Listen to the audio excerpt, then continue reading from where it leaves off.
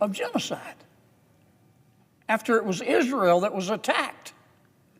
After it was Hamas that started the war. And the chancellor, Ms. Melissa Aviles Ramos, said it was just a troubling oversight. That's what she said, troubling oversight. All right, welcome back to Hannity. We're live from Capitol Hill, where we continue our town hall with Senate Republicans. By the way, a rare event. I want to thank all of you for doing this. A lot of senators won't. I appreciate your time. A lot of issues facing the country. And I really do believe that Americans are putting a lot of faith, hope, and trust in all of you that you can get President Trump's agenda that they voted for in the mandate that Senator Cruz was talking about across the finish line or crossing the plane. Senator Kennedy, you make my audience laugh more than anybody. As you examine this issue of reconciliation and the economy and $37 trillion in debt, and then DOJ finding, what, nearly $150 trillion, I think, at this point, dollars in waste, fraud, and abuse, how will all of you with the majority get this under control? Well, look, reconciliation is not quantum physics. It's about lower prices. To lower prices, John, you've got to do three things. You've got to reduce government spending so you have less stimulus. You've got to deregulate the economy so the price of goods and services go down. And you have to design your tax code that looks like somebody designed it on purpose to stimulate growth. Yeah. Now, reconciliation allows us in the Senate to do all three of those things with 51 votes. And that's really all it is. I want to say a word, though, about tariffs, because that's sort of the fourth leg of this stool. I think most fair-minded people would agree with this. Other countries have used trade barriers to take advantage of the American people and American businesses. Number two, President Trump has said enough. We would not be in this situation today had he not been a pit bull. By that I mean there are 195 countries in the world, 70 are begging him to make a deal to lower tariffs. He's like the pit bull, though, who caught the car. Here's what I don't know what the president's going to do next. Here's what I hope he does next. I hope he takes a deal. I hope he goes to, he and Scott Bessent go to every one of those countries and reduce those tariffs and trade barriers down to zero and let American businesses compete with those foreign businesses. Competition makes us better. Does everyone agree with that? Yes. Yeah. Yes. Absolutely. Now, 70 countries, and the EU is now seemingly moving in his direction. I can just tell you, talking to 25 million people on 750 radio stations every day, when Americans hear that our friends and allies in Europe, I'll give a quick example, and I'll stay with you on this. Okay, Germany, they have a 10% tariff, we have a 2.5% tariff, but they also have a VAT tax, or value-added tax. That's a national sales tax. So that raises the sticker price of an American car to be sold in Germany by 30%. Yep. They sell 8 to 10 cars, German cars in America, to our one car sold in Germany. Why are they hurting us? They look to us for defense. They want us. They'll be screaming, "U.S., come to the rescue" at a moment's notice. We pay a bulk of the freight when it comes to NATO.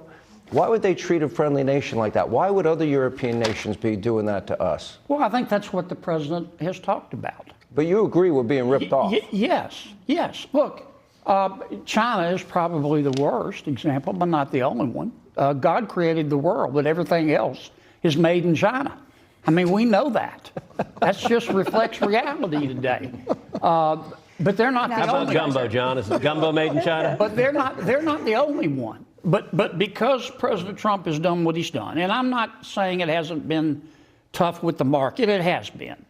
But we would not be in this situation able to negotiate lower tariffs and trade barriers if President Trump hadn't done what he has done. I just want him to see him turn Scott Bessent loose. He and Scott take them one at a time, and let's lower these tariffs and let American businesses compete with the world, and may the best product and the best price win, and we'll all be better off. I would like to keep it less complicated because sometimes there's a few other issues that have been conflated with it. But if it really comes down, Senator Mark Wayne Mullen, good to see you. Yes. If it comes down to a simple choice, most Americans agree that we're being ripped off. Most Americans don't like being ripped off, especially ripped off by our friends. But the president has said that if you want free and fair trade, we'll go along with that. If you want tariffs, okay, you tariff us, we'll put reciprocal tariffs on you. If we keep it and reduce it to that simple formula, I believe that's a winning issue. Let me move on a little bit. So we have this high-level meeting of some kind taking place with Iran. It's going to take place on Saturday. The president was very clear with Prime Minister Netanyahu that Iran will never have nuclear weapons, and if they try to, the price that they will pay will be severe. I interpret that very clearly, and I read today that B-52s that have, let's see, capabilities of being stealth, number one, and bunker buster bombs, number two, happen to be in the region. I don't think it's a coincidence. Just a guess, Prime Minister Netanyahu, the second visit since Donald Trump's gotten back in office.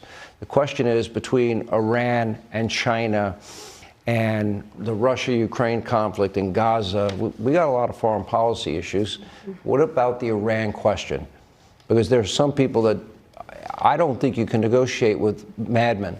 And I think the Iranian mullahs believe in, you know, the caliphate, which is convert or die. And I don't know how you negotiate with crazy people. And They're at 60% enrichment is what I've read. That's in the public domain.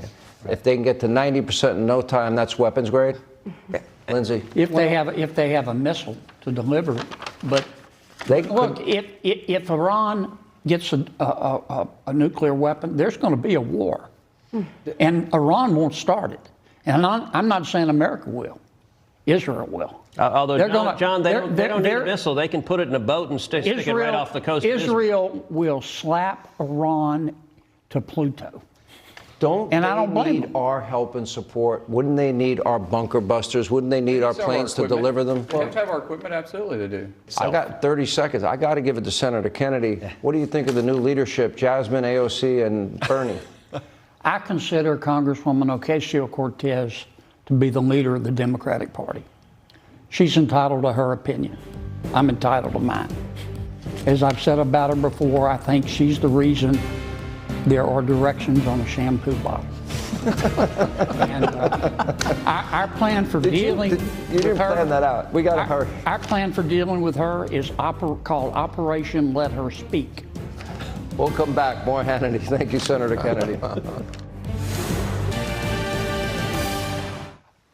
All right, Senator Kennedy, last word, quick. If Vietnam, Mr. President, offers you zero tariff barriers, pounce on it like a ninja. Pounce on it like a ninja. Please set your DVR so you never ever miss an episode of Hannity. Thank you all. This is very, very nice of you to do this. President, I saw something last week that I didn't believe. I read the article and then I searched the internet for other articles saying the same thing to confirm that it was true, and it was true. I'm still in disbelief. The largest public school system in America is in New York City. I love New York City. I think it's the greatest city in the world.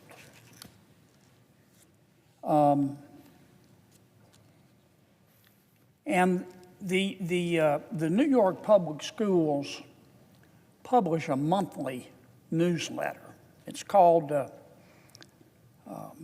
see, what's it called? Office of Student Pathways Newsletter. Every month, the public school system in New York City sends this newsletter. They blast it out to teachers. They blasted out to parents, not just in New York City, but all across the country. And in the latest newsletter that they blasted out, they had one of those bullet points that they made in the newsletter that's kind of, when you look at it on the internet, it's kind of pale blue. You can click on it, and it sends you to another site. The bullet point on the newsletter that the public schools in New York sent out was called, quote, Guidelines for Teaching About Genocide. Guidelines for Teaching About Genocide. And if you clicked on this phrase in the newsletter, it sent you to another site. And you know what the site was? Stop Gaza Genocide Toolkit. Stop Gaza Genocide Toolkit. The administration of the New York Public Schools, largest in the country, is sending this out to its teachers and its students and to the world. If you take a look and you say, what's in this toolkit? This Stop Gaza Genocide Toolkit. It contains the biggest bunch of anti-Semitic rot you can imagine. The toolkit, among other things, it breaks down how to mobilize pro-Palestinian campaigns on social media. It tells our students and our teachers how to boycott and encourage divestment from pro-Israel organizations. It encourages readers to print out Palestine yard signs and calls our kids and our parents to action. Now, the head of the public schools in New York was embarrassed.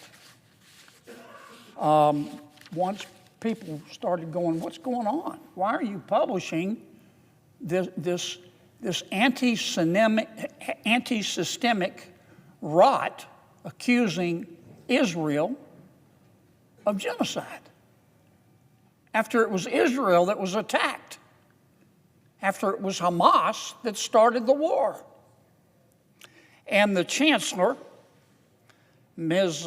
Melissa Aviles Ramos, said it was just a troubling oversight. That's what she said, troubling oversight. But then the article goes on to say that it's been discovered that a similar version of the toolkit, this oversight, was published in the newsletter in the prior month. It was in the November 2024 newsletter. And that document called on all the teachers and all the students in the New York public schools and everybody else reading the newsletter, called on them to participate in, quote, Rage Week and, quote, resist genocide by mobilizing on Saturday, October 5th for a day of action ahead of the anniversary of Hamas on October 7th, 2023. That was the date of the terrorist attack on Israel, which apparently the administration of the public schools wants to celebrate. Here's what one of the teachers in the public school system said when she discovered this. It is systemic rot. It's systemic rot, said Karen Feldman, an educator of over 26 years who resigned. She resigned. And it should not go unnoticed that in addition to this oversight, we know it wasn't an oversight. I mean, pigs may fly someday, but I doubt it. This wasn't an oversight. Now we find out recently that New York State education officials have rejected President Trump's administration's demand to do away with certain diversity, equity, and inclusion efforts that call for quotas, racial quotas, which are illegal in the United States of America under recent Supreme Court precedent. These state officials wrote President Trump, and this is what they said. There are no state or federal laws prohibiting the principles of DEI. I don't understand that. Racial quotas are illegal. You can't use race in America, according to well-settled law, to hurt a person or to help a person.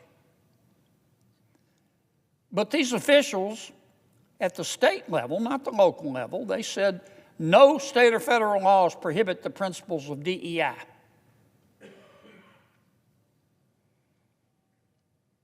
And they said that they are aware of no jurisdiction that the federal government has to withdraw funding. Well, you know what? I hope we find out. I hope we find out. This kind of stuff makes me want to jump out of a moving car. And this is the kind of, in the words of the teacher who resigned, systemic rot,